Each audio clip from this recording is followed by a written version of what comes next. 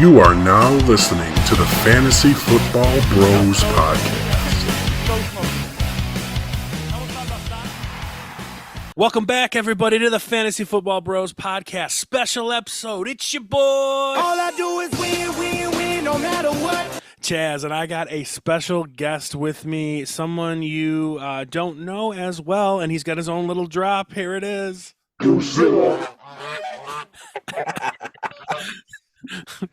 We got Goosezilla. How was my drop? I can dig it. I thought I was getting the entry from the draft episode, but that was nice. I like that. Want it one more time? Here we go. Here, hang on. That's a good one. I like it. I can dig it. Okay. All right. So we are here for a little special episode because we probably should have did this last week, but it was just my idea now, and people could maybe come back and watch this episode next year.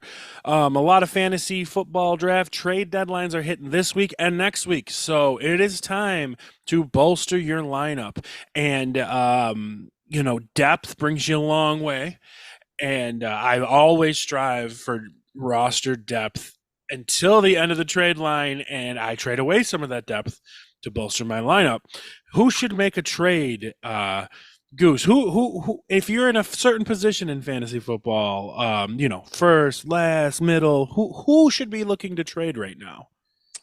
Personally, I would think if you're like in the top like 3, you probably are fine to not trade. Like, obviously, you're doing something that's showing that you're winning, but like anybody who's beyond that should probably try to make a push right then and there. You know, if you got to try to make something happen to get into that one of those playoff spots, now is the time to do it, and this is going to be your last chance, really. I do want to beg to differ with you a little bit, because my answer to that question is, who should be making a trade? Everybody. You should always be looking to make your team better, right? Just because you're sitting in first place don't mean you can't better your team, right? That's true. But I was under the impression you can't improve on perfection. That was the Chazz Stanley draft.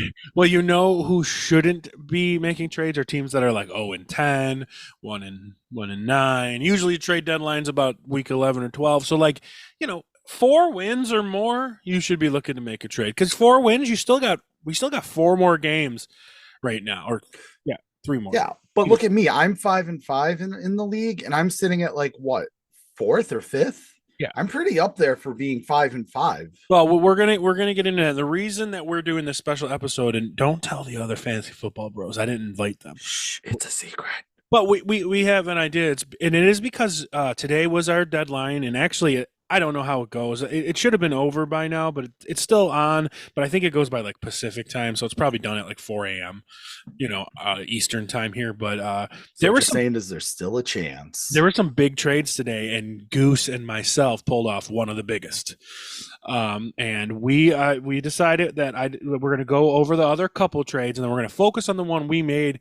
And we're gonna. And the idea of this video is for you guys to think, to see what we're thinking and how Goose thinks he bettered his team and how I think I bettered my team, because you only get one side of the perspective. Normally if it was just me talking about a trade.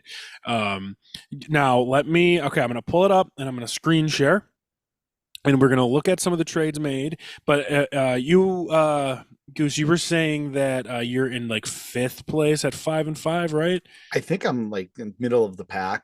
And I'm right. Okay, I'll be able to show you. So let me share this for everybody, and then I can show you our standings too. So, all right. So sharing the screen should be happening now for everybody at home. Okay, so we're sharing the screen now. First things first, if you're looking at the rankings, in first place at 7-3 is co-host of the Fantasy Football Bros podcast, Adam, at 7-3. Ed is 7-3. Saints Joe is 73. Saints Joe makes a lot of trades. Right under he is 73, or he's 7-3, or is both correct? Both, absolutely both. Okay. I'm Christian Mingle. I'm sitting here at 6-4 at 4th overall. Other co-host Jay of the Fantasy Football Bros is 6-4 as well at 5, and then there is Goose at 5-5 at 6. Still in the playoffs. 6th is the playoffs. And second most fantasy points in the league. There you go. Second most points.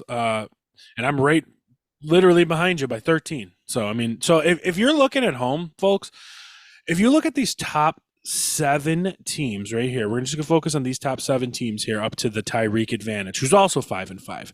2 wins separate 1 and 7, and I'm not going to break down the points, but Jay is sitting here with 1,200 points, but all, the rest of us 6 are all in the 1,300s. That is as close as can be, is it not? That is pretty close. That's tight. So, and even down here, 4, 4, 3, 3, 3 wins. So, like, literally, Zach down You here can at 12 squeak in. could go on a winning streak and get in. So, like, this league was handpicked a bunch of like ringers and Zach Sabato, and it's a tough league. So you have to make trades. You have to better yourself. So the first trade I want to discuss is not the big one we made. The first one of the week, we're going to look right here. So you can see how teams make one step to another. So Saints Joe lost Mark Andrews on Thursday night. So immediately the next day, he trades some depth, Deontay Johnson, for Dalton Schultz. I mean, that's an even nice little trade. Nothing wrong with that. But that's just one because it's going to pop up later. So this next trade I want to discuss real quick before we get to ours is because it helped me lead to our trade.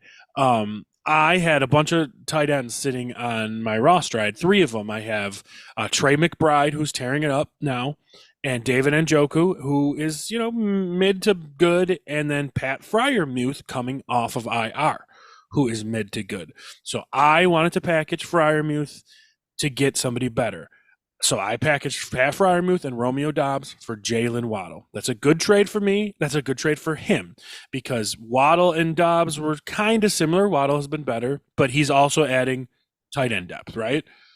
Yeah. So I look at that and say that that's pretty fair because especially coming off of the IR, you don't know how this guy is going to perform. And also you don't even know if he's going to really be in the lineup that much too. So I look at that and I think that's pretty fair, right on the money. And he needed a tight end help desperately. He's had no tight end all year, and he had depth at receiver, so he made a move. And tell you the truth, guys, like people sleep on Romeo Doubs. Here's Romeo Doubs's points, throughout the week, throughout the year, 18, 18, 18, 11, 11, 12. It's not like he's garbage because it's actually not that much different than Jalen Waddle's because Jalen Waddle's having a little bit of a down year, but when you're I was hoping that he was having an up year, right? His points for the year, 11, 12, 8, 14, 18. So 25 down there. So he's starting to heat up. All right. So now we're going to talk about our trade, Goose. Ready for this one? Yes. Here's the big trade, guys. I traded away Jalen Waddle, who I just got, and Saquon Barkley. Those are 2 studs that are going to be in your lineup every day. And I acquired from Goose, Stephon Diggs and DeAndre Swift. I don't think there's anybody that's going to say this trade is unfair for anybody, for either way. Somebody might say I win because I guess the best player in the deal, because the most points, is Stephon Diggs. Yeah. But I think the most valuable player in the whole trade is Saquon Barkley because he's a stud running back, and there's none of those anymore. Yeah, I would say you probably got the best and the worst player in the trade too, which is absurd to say that DeAndre Swift is the worst player in that trade in my mind. But comparatively, like with the tush push being as dominant as it is, he's not going to get that many touchdowns. And you're right, and that's what. Now I know Barkley's numbers don't look that great, but we got to remember here. Let's pull up Barkley's numbers. Barkley came out, with 9 points against Dallas, and we know Dallas is a great team, and then 27 points against Arizona, and then he got hurt, and it was out. Came back on one leg against Buffalo. And still scored 13, then scored 18, then scored 15, then scored 14, and then played Dallas again and had a bad week, right? So Saquon had 3 duds, obviously, because he didn't play. Mm-hmm. So, it skews his numbers for Diggs to have a lot more looking points than Saquon, but like any smart fantasy football player will realize that, well, he didn't play 3 games. So if he plays those games, say he gets 16 points each, he's got 32 more points. It's a lot closer looking to what Stephon Diggs. Or no, it would be 32. It would be 48. Yeah. Just like 50 more points, and it would be a lot closer to where Diggs is looking, right? I think Diggs was at like 200 on the season, and I want to say Saquon was like at 10, like it was a 100. So it would still be a 50-point difference, but you're comparing apples to oranges, though. You know, you're pairing a couple of Saquon has not had a huge game yet.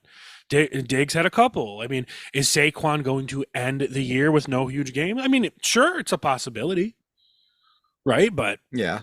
Now here's what the arguments could be. First of all, I wanted to take Diggs in the first round of this draft, and you took him right before I did. So, like, I mean, it was the reason I made this trade for me here, and this is because let me show you guys at home my roster.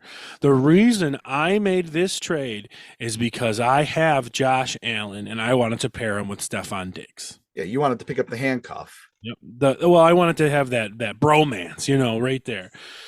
I still think Swift is a downgrade from of course Saquon, but I mean I won't say it's an enormous downgrade, but it's a decent sized downgrade. But I felt like I had the depth because Swift is coming out. I don't know if I'm always going to start Swift moving forward for everybody at home because I've got Jonathan Taylor on bye. But for me, Jonathan Taylor is my RB1, and then my RB2 is either Javonte or Swift. But to be honest, Javante's been tearing it up lately. So Swift could go on the bench for me. We also run a double flex here. So, he could be in a flex, once I get everyone back. But I desperately wanted that Josh Allen to Stephon Diggs connection. So for you, Goose, why, and I'll stop sharing for a minute here, get us back up. Why were you so okay with getting rid of your first round pick? Stephon Diggs has been pretty good. It comes down to, I know you guys see all the Bills stuff. You guys see the Buffalo over my one shoulder. I'm wearing a Buffalo Bills t-shirt. I love this team, but in my brain, I had to start thinking with my head and not with my heart when it comes to Diggs. Yeah, he had his big games, but they seem to be on a decline almost. Like it doesn't seem like they're to be. Yeah. Well, it's first off, I think Allen and Kincaid have been also hooking up a lot more, and I think you have, by the way, which I have, who is slowly becoming more of, I would say, Josh's first look as opposed to what Diggs was. Slowly but surely, I feel that connection's starting to grow a little bit better there.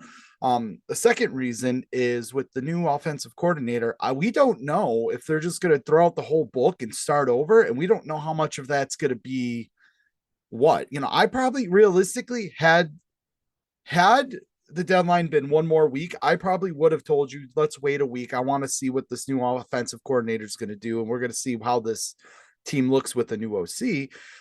Just because I would want to, but I figured I might as well take the risk now and get a pretty, I already have a stacked running back team, so I figure I might as well add another one. Just going. Yeah, but you didn't have an alpha ever, because like Saquon's an alpha. You have a lot of good pieces. I was lucky enough that I had 2 alphas because Taylor was suspended. I got him late in the draft. I had 2 alphas. Your first running back, I believe, was what, Dobbins, and he got hurt, right? Was that? Yeah, right? He got hurt early. Somebody, I don't know if it was. I don't remember who actually my first pick was, but he got hurt like first or second game. I want to say it was Dobbins, who's still not an alpha either. So yeah, because you took a running back a little bit later. I took one of the first. I went running back. I think I went running back quarterback. No, you went receiver quarterback. Or I meant receiver quarterback. And I went running back quarterback. So so you went and you took a running back later, but you never had that alpha guy. And Saquon is that alpha guy. So we'll stick on Diggs for now. For me, my biggest fear of Diggs is exactly what you just said. Like, I am doubly tied to the Bills offense now. And you're right, the Bills offense seems to be declining, but like my thought process is like, can it get worse? Can it get worse? Like, I know You Josh, say that, but haven't you been cheering for the Bills for the past 20 something years? It can always get worse. but if we are hyper focused on fantasy, as bad as everyone's making Josh Allen out to be, and he's making bonehead plays, right? He is. And I know this is not a Josh Allen discussion, but this kind of like will put everything in perspective of how I viewed this trade. Is Josh Allen as bad as he's been and as bad as he looks and the interceptions and all that shit, he is the number one player in fantasy football right now, not quarterback. He has the most points in all of fantasy football right now.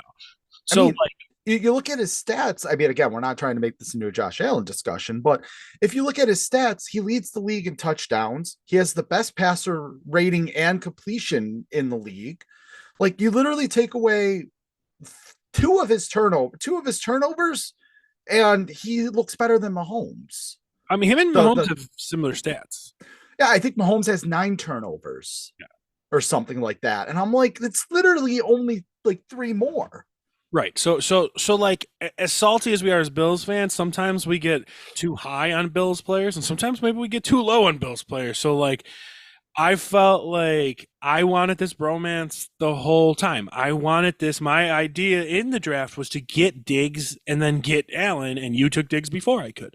And I still got Allen, and I didn't ask you all year. I just started asking you this week, basically. And, well, this is a question I want to ask you. We'll talk about Waddle. Even though I just acquired Waddle, I like Waddle. I've always liked Waddle. You guys that listen to the podcast know that, especially in a PPR league. That's the hottest offense when it's hot in the NFL, and sometimes it cools down.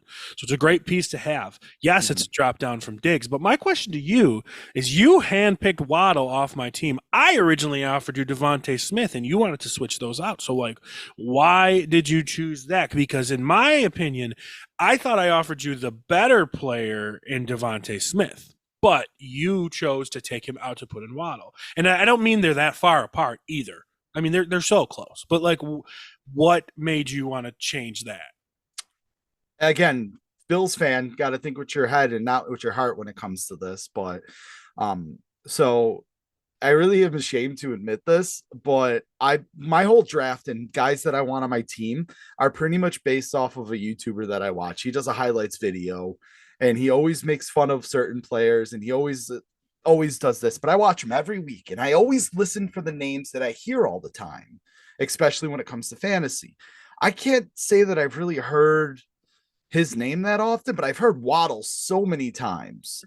And it might just be because he has a special soundbite whenever Waddle scores. He plays the, and he waddled away, Waddle, Waddle. He plays that. So that may just be sticking in my head too, for all I know. But that, combined with the fact that I then looked at his schedule, and we all know Miami can't beat a team with a winning record, and they don't play a team with a winning record the rest of the season. Well, they play us, and hopefully the Bills will have a winning record. But yeah, but I look at that schedule, and I'm like, those are all games he can get 10, 20, 30 points in easily. Mm-hmm. And 30's pushing. But well, 10 or 20 are totally, I think, doable for him every week going forward. Well, a PPR league is great for Waddle. And even going into drafts, Waddle and Smith were getting drafted around the same time, but I'm pretty sure Waddle was consistently going before Smith anyway. But draft was 10 weeks ago. Things change.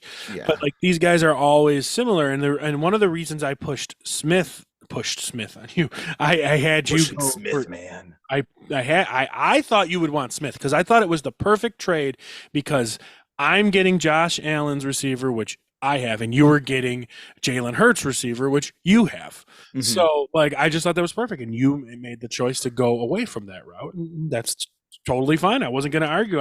I just traded for Jalen Waddle, never got to start him. So yeah. I also had about, 3 or 4 of the Eagles too. I would say my team looked a lot like the Buffalo Eagles when I first drafted it. It did, because you got, I don't want to say lucky, but Swift has been producing a lot better than where you drafted him. Yeah. But as somebody who knows that Swift, Swift is one of my favorite running backs in the league, but Saquon is my favorite running back. If Swift wasn't in this deal, it probably wouldn't have happened. Like, you've got you've got Mostert, you've got Montgomery. Now I'm looking like the Buffalo Dolphins. Yeah. But you've got Montgomery, who we have a special drop for here. Montgomery is Didn't I ever tell you about Bumbles? that's Montgomery. But I actually got him in a trade too with was it Saints Joe? I think you got both of them from Saints Joe. Yeah, that was a huge trade too. I think. Yeah, it was. I forget who I gave him. I don't even think I gave him. Cup. Oh yeah, but that turned out good in my favor. But yeah, but like I wouldn't have made this trade, I don't think, if you offered one of those two. Even though like Montgomery was hurt, but Montgomery, if he didn't get hurt, would have more points than Swift and more. I think his first game back, he had like he dropped a 40 burger, I want to say. So, but I wouldn't have made that trade. The fact that I gave up I probably gave up my number one favorite running back. I gave up my number one favorite running back in the league for like my fourth favorite running back in the league. So like it, so it made it easier for me to do that because everybody, you guys know how much I'm a simp for Saquon Barkley. Oh yeah. Yeah, so DeAndre Swift being there made it better, and the for me. So like, there's a chance that now there, and we were discussing this before we made the trade of the elephant in the room. But guys, the elephant's on both sides of the room. Oh, Saquon Barkley's gonna get hurt. Well, oh, DeAndre Swift's gonna get hurt. I mean, those two are often injured. So I guess you're taking the bigger risk, but have the chance for the bigger reward. Yeah, it's a gamble, is what it is. It's big risk, big reward. Yeah, and if Saquon does get hurt and missed a few games, you still have decent depth at running back, and so do I. So like, and same thing with Swift, where so it's kind of like that point of I really think it was a good even trade, even though like the points didn't match up perfectly, but it was smart thinking just because of that injury with Saquon. It throws things off. Like here's a guy I was trying to trade and I didn't get to move, and how like people sometimes just look at like points and it doesn't matter. I'm sitting here trying to acquire. I have Jonathan Taylor, who missed 4 games and then came back in a committee. The last 2 games, Zach Moss has touched the ball like 3 times. Zach Moss is dead. He means nothing to anybody unless it's Jonathan Taylor. Zach Moss has like 130 points in fantasy football, but that doesn't mean anything right now. Like it means nothing just because of certain things. So it's not always how the points stack up, and like just to kind of summarize what we talked about, it's Saquon looks like he's got lower points because he was injured, missed 3 whole games, and took a little bit to get ramped up, and then Dallas shut him down twice. Dallas shuts everyone down, and Stephon Diggs looks like he has a lot of points, but we've seen him declining in the last few weeks, and the offense is kind of sputtering. So I think he got targeted 5 times last week. I think I saw. So if tomorrow, we're recording this on Saturday night, Stephon Diggs has his 8 targets for 90 yards and a touchdown, great, awesome. But there's a total chance that that's also Saquon Barkley's stat line, plus he runs the ball. Yeah, and then also Waddle too. There's a chance that could be Waddle's stat line too. Right, and it could be Swift's. Like Swift could, So it was just total like decent trade. And if you just break it down to the bare bones, you upgraded your running back, downgraded your receiver. I upgraded my receiver, downgraded my running back. Right, like it just that is like an ideal fantasy football trade. And I just like was thinking when I said we should jump on and do this, because like we were discussing it. We weren't really like, we didn't just take advantage of each other. Like, when I make a trade in fantasy football, guess what, folks? Newsflash here. Let me, do I have any breaking news button? No. Okay. Newsflash for you. Wasn't expecting that.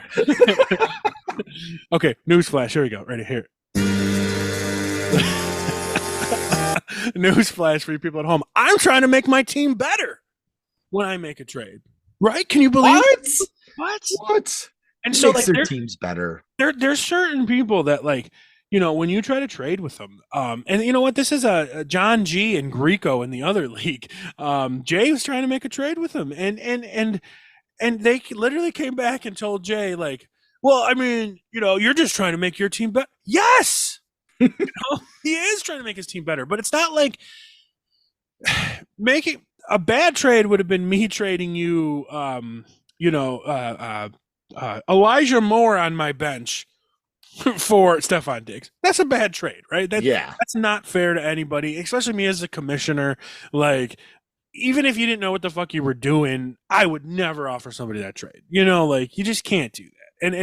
And I'm not one to deny trades, and I never did deny a trade. But like, if I saw something crafty like that, I would have to think about it, as a commissioner, like who knows what the fuck he's doing. So, and then I always get a little weirded out when I make a trade as a commissioner that people like, if I think I won, like, and this one I didn't walk out thinking I won, but I do feel like I made my team better, but it felt like just even. Yeah.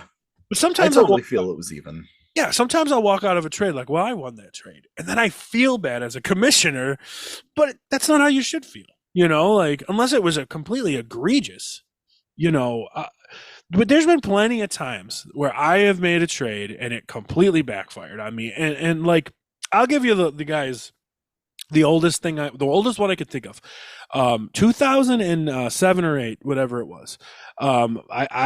These are some old name folks. Ready? So after week 1. So between week 1 and week 2. Okay.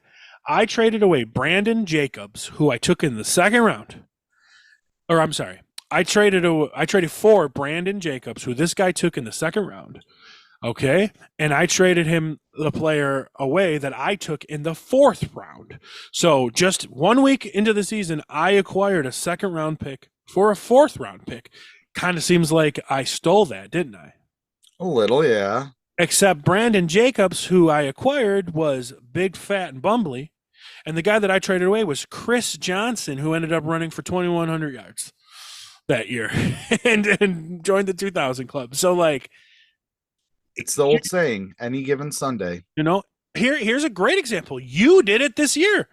You, after week 1, traded away, or week 2, 1 or 2, traded away Cooper Kupp, who you weren't getting for a couple weeks because of the injury. Mm-hmm. And you acquired Raheem Mostert and David Montgomery. And even at that time, I remember Saints Joe texting me, and that's who you made the trade with. He's like, don't deny this trade. So in his head, he fleeced you and he just robbed you blind, right? And literally that week, Raheem Mostert has a 55-point game, right? Yeah, drops a 50 burger on whoever I was playing. So, and then David Montgomery was like leading the league in rushing touchdowns till he got hurt. So, again, I'll tell you what, Cooper Kupp has played 5 games. 2 of them have been great, and the other 3 have been 6 points. So, like, I'll tell you right now, 11 weeks into the season, you fleeced Saints Joe. Yeah, I kind of agree with that. I think I definitely won that trade, and I just watching the Los Angeles play, I didn't think Cooper was going to do anything. So when he was like, I want him, I was like, you can have him.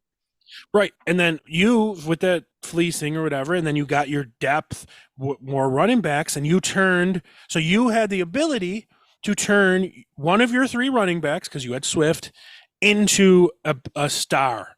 And you did that with Saquon Barkley. So now, if Saquon Barkley sucks the rest of the year, okay, you lost the trade, but your team is still good because you're still sitting pretty with your 2 running backs who you were relying on anyway, and Waddle. And if Saquon comes in and is 80% of what you expect, you're crushing it, right? Yeah. And it was kind of the same concept with me, where I felt really solid with the 3 running backs I had, that I could move one of them. I knew that Saquon or Jonathan Taylor would be the most, make the most sense. But Saquon is a big name, and I wanted to get an alpha receiver. My first receiver was Devontae Smith, who's been meh. He's been meh. And I also have Christian Kirk, who has been really good, given draft value. Now, meaning I took Devontae Smith in the 3rd round. I took Christian Kirk probably in the 7th. They got about the same points. So it's kind of like, so I'm looking at Kirk with googly eyes. I forgot I have Keenan Allen, who's tearing it up. Keenan Allen's fantastic. But nobody thinks of Keenan Allen like that alpha receiver. But do you think of Stephon Diggs as that alpha receiver? I probably would have not moved Saquon Barkley for anybody but Stephon Diggs, and that's only because I have Josh Allen. So it was just the perfect storm, and I thought it was a really fun trade. Yeah, I mean, I love big trades and fun trades like this. I'm trying to bring up my Yahoo Sports now, but for the thing. But yeah, I love the trade. I love these big mix-ups, and I love like trade deadlines. Well, let me share my screen again real quick because we're gonna talk about one more trade before this. I know we said we wouldn't make this long, but yeah, we're making it long. That's what she said. You think I'd have a drop for that? I don't, but I have. How do you not? I do. I don't know, but nobody could hear your drops. I know, but it's funny because the picture on my Steam Deck is of Michael Scott for that one. Okay, fair enough. Okay, so we're gonna look at the one more big trade that you didn't even see yet. You said, right? Well, I saw it earlier when I was rebooting. I saw it. So this is a big one. So Saints Joe, aforementioned Saints Joe, traded away one of the best players in fantasy football, Tyreek Hill, and one of the best quarterbacks in fantasy football, Justin Herbert, to John, Fireman John, alumni of the show. That's for fire. You like that one? That's for fire. I like that one. That one was a good one. And he required those two, and he gave up Amon-Ra St. Brown and Travis Kelce. And the reason he did this, the reason that John was able to do this is because he was deep at tight end, because he also had Sam Laporta, who's in like third or fourth tight end on the year. So he had two of the top four tight ends on the year, and he was struggling at quarterback because Trevor Lawrence has been ass. So he acquired a top 3 option at quarterback and the number one receiver in fantasy football right now, Tyreek Hill. And he did give up the number one tight end, but he also gave up like a top 10 receiver. And Amon-Ra St. Brown, like Amon-Ra St. Brown's no joke, guys. He's not like someone to look over. Like I'm a little like, look at Amon-Ra's points, guys. Like his past few games, 30, 16, 23, 30, 16, 19, 14, 19. Those are all his games this year. That is nasty. Yeah, but why don't you take a look at Tyreek too and compare his numbers too. Tyreek, 44, 15, 32, 10, 34, 30, 25, 27, 12. So it's great. They're both great. But I feel like John almost gave up a little too much, but he felt like he needed more help at quarterback. How is Justin Herbert's been not terrible, right? Oh, he's great. He's been great. Justin Herbert, he's had a few stinkers, but here's Herbert from the start of the year. We'll run through it quick. 20, 22, 29, 24, 20, 12, 24, 7, 29. Fantastic. Yeah, but let's look at the 12-point game. That's against KC, and the 7-point game was against the Jets. Which that one's a little surprising in my mind. I mean, they do have a really good defense, though. So Herbert and Herbert going into the year was my fantasy crush. And honestly, Kelce, guys, hasn't been that fantastic. He's only good when Taylor Swift's in attendance. We gotta throw that out there. I mean, to be fair, guys, he's been great. But like 12, 19, 12, 22, 21, 35, 11, and 4. And now a bye week. But John afforded it because of – so now John's starting lineup is looking like this. Justin Herbert, Garrett Wilson, Tyreek Hill, James Cook, Jahmyr Gibbs, Sam Laporta, and then he brought in Tyreek Hill, and then he's got Jalen Warren, Cortland Sutton. On the bench, he's got some players that he can. Got Trevor Lawrence on the bench too. That's kind of shocking that he wanted to go for. Lawrence has been bad this year, Goose. So here's Lawrence's numbers on the year. Lawrence's highest game on the year is 18 points, week 1, which is sad because aren't the Jags doing pretty good this year? Yeah, they're doing all right, but he's not. He hasn't been tearing it up. Last week, Lawrence had 4 points. Oh, I think John needed a running back, but he was able to take in one of the best players in fantasy football and one of the best quarterbacks in fantasy football, and he still got a top 4 tight end. You heard all those numbers from Kelce. I mean, here's Laporta's numbers: 8, 11, 24, 9, 20, 7, 11, 19. He's not that far. And look at the rank too. Yeah, right. Nice. Very nice. So I think John gave up a little too much, but again, it wasn't absurd. He really wanted to upgrade his quarterback. Well, what's his bench looking like too? I see he's got Gabe Davis. Yeah, nothing special. Noah Brown's been pretty good. Yeah, but I think is Noah Brown good because he's good or because of CJ Stroud's tearing it up? And I know John was trying to get Stroud off of you, right? Dude, I threw him a trade. I forget what I asked for. I think I said I wanted just somebody straight up too. I didn't want to do like a crazy trade. Let me see. Let me check real quick. For Gibbs. That's a lot of people value Gibbs so much. That would have been weird for you because then you would have Montgomery and Gibbs. It's fair. You I know, didn't even so- think of that. People value Gibbs really high, and I just don't see it because I know that fucking head coach, and Didn't I ever tell you about Bumbles? like that's it. That's who he wants. Last year, Goose, his starting running back was DeAndre Swift. He decided to never use DeAndre Swift and just use Jamal Williams, and then traded DeAndre Swift away. And look at DeAndre Swift now, who's doing pretty good, and Jamal Williams, who Yeah. Who? right? Bumbles bounce! Right, exactly. So that's how that goes. So, all right, you know what? One more time, Goose. Did you know I have a drop for Patrick Mahomes? It's probably Kermit the Frog, isn't it? Frog here. Any other fun drops I can show you? It's been a while. I need that one too. I do that all the time during stream, and everybody always makes fun of me for not having it. We got this one. I'm back. Of course, the classic. Just fart.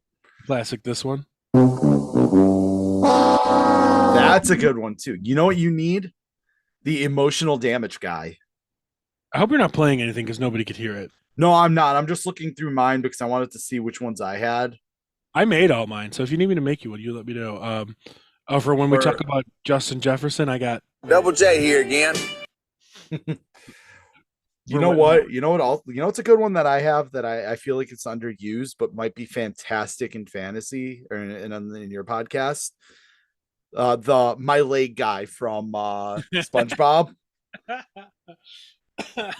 That's too soon. Too soon. Too soon. I'm sorry.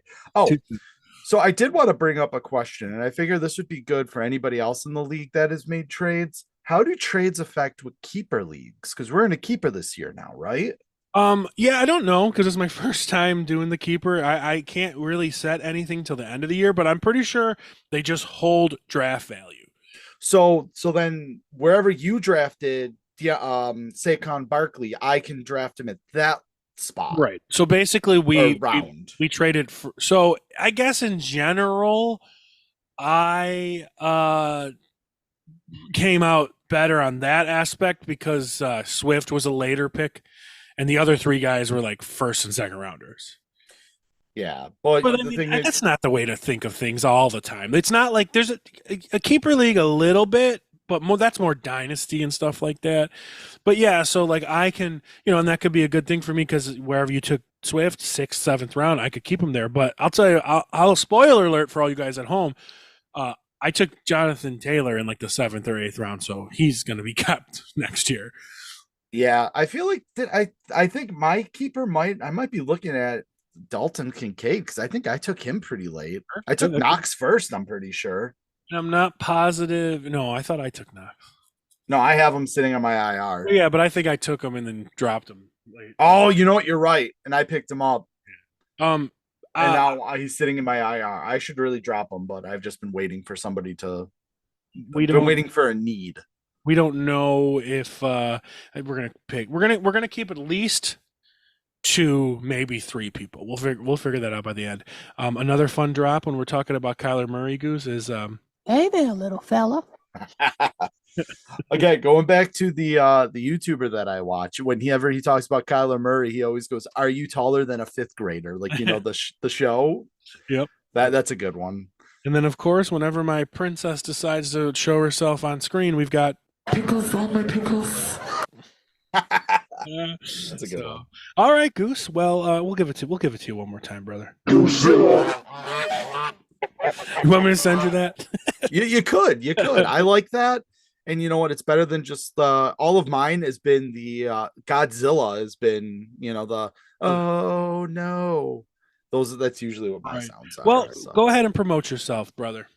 If you guys want, you can catch me over on Twitch. I am a Destiny 2 and a Fortnite streamer. I stream usually 4 nights a week. My username is Fortnite Goozilla. a week.